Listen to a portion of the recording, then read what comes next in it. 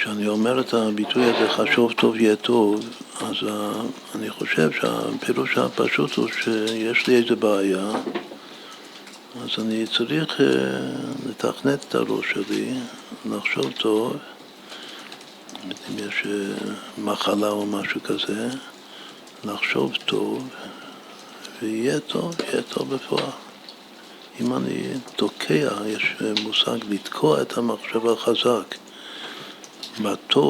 בטוב הנראה והנגלה, אני חושב על זה, מכוון לזה, כשהוא מאמין בזה בלי שום צל של ספק, לא מקטני אמונה,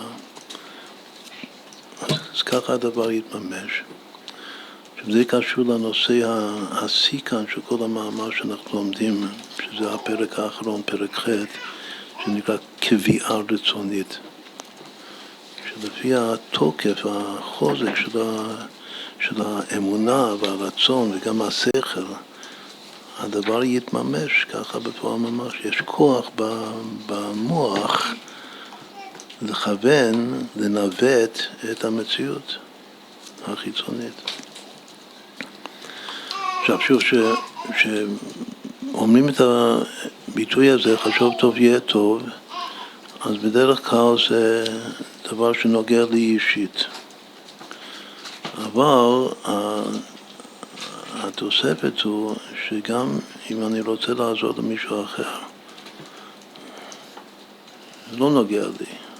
את כל ישראל חברים וכל ישראל ערבים זה בזה. אבל בפשט זה מישהו אחר. יש ביטוי של הרבי הקודם, שבזה הוא פותח את הספר שלו ליקוטי דיבורים, שמחשבה מועלת, אם אני חושב טוב על מישהו רחוק ממני, רחוק במקצה השני של העולם, אז זה מועיל, זה פועל, זה יכול להוציא אותו מהגלות. רק מכוח המחשבה אני יכול למשוך אותו כמו מגנט, המחשבה פועלת כמו מגנט, למשוך אותו, להוציא אותו מהמצוקה שלו.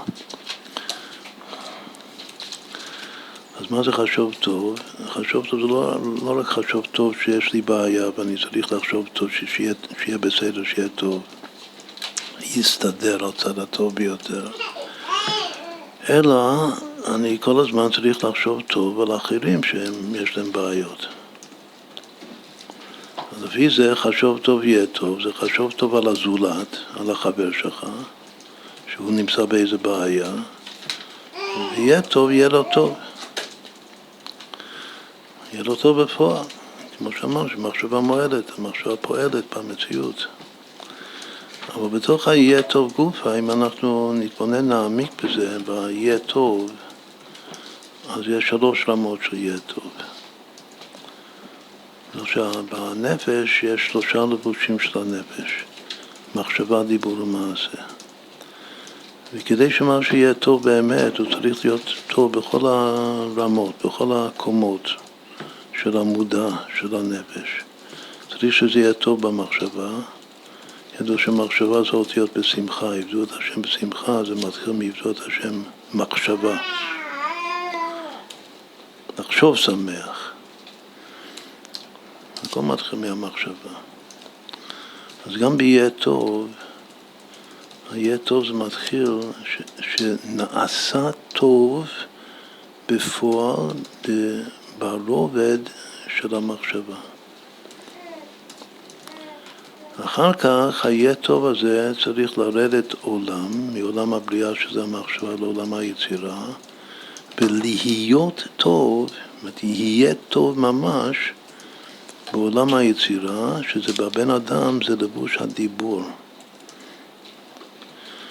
רק אחר כך זה עובר את הפרסה בין היצירה לבין העשייה, שנקרא אף עשיתיו, פרסה קשה, ואז זה נעשה טוב בעולם העשייה, שזה בלבוש המעשה, כלומר בפועל ממש. אני פותח את העיניים, רואה שבאמת החולה נתרפא, זה נעשה טוב.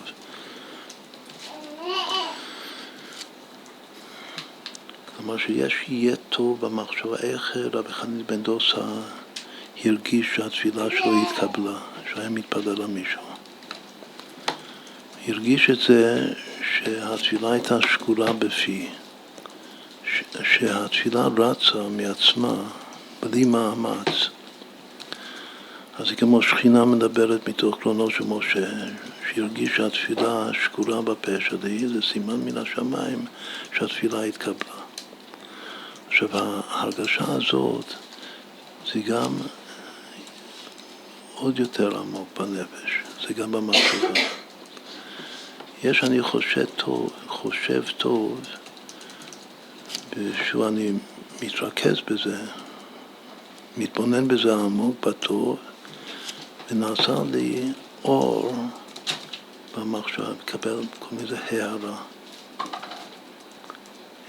יש הערה, אור זה טוב, היה לאלוקים את אור כי טוב. הדבר הטוב זה אור. אם תוך כדי שאני חושב טוב, אני חווה אור במחשבה, תוך כדי המחשבה הטובה, זה סימן זה כבר יהיה טוב. איפה זה נעשה טוב? שוב, זה בעולם הבריאה, בעולם המחשבה.